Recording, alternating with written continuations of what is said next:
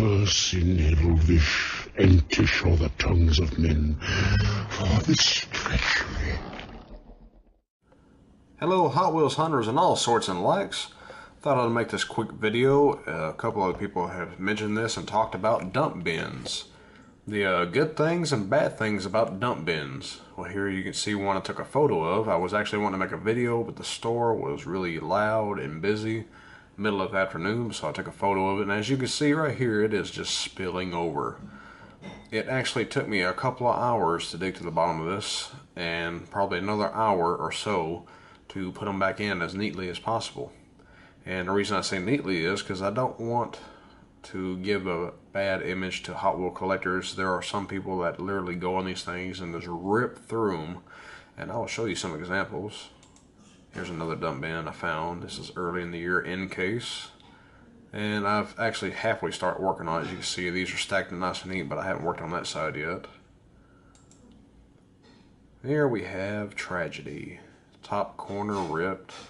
I think that's a leeway of some sorts. And for the serious collector, this right here would not even be in his eye range because of the torn card. This depletes the value of them.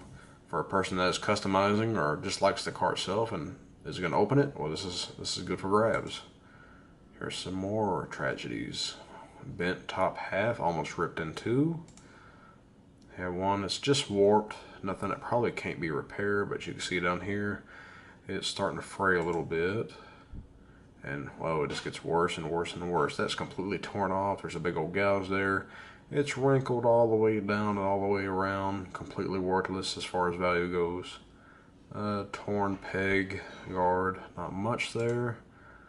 Bent. This is actually on the top from people just throwing them around. Creased all the way over. Another torn peg. These are probably falling off the pegs, and people are just throwing them in the dump bin, is all I can assume. And completely creased in the center. I mean, there was many. Here's a really bad one. It's completely curved over. The blister pack is crushed in, as you can see here. And here, the school bus. It's just the card is completely bent over, bent. It's terrible. Here's the dump bin I was digging out of. Torn peg guard. It's just. But here's a dump bin I actually dug through and then replaced back. As you can see, it's very nice and neat. I mean, it's easy to dig through now. But my biggest quandary with these dump bins, as a lot of people say, is that I love them, but I also hate them.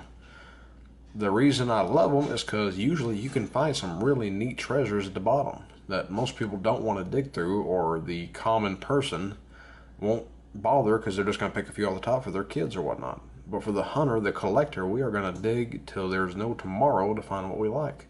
And this particular dump bin, I was lucky. I mean, there's still a Minion right there. One of the, I can't even think of the name of that one, but it's a fire truck that came out early in the year. It had dozens of them in here that were nice to find.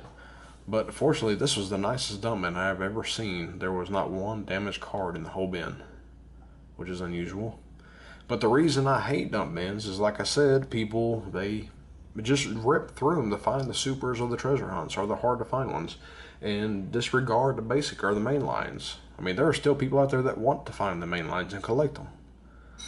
But yeah, that's about all I have for this segment of dump bin disasters. And well, here's the top view of it. Sorry, I thought I had it done. See, it's all nice and neat. And yeah, imagine finding this digging into one. And thanks for watching.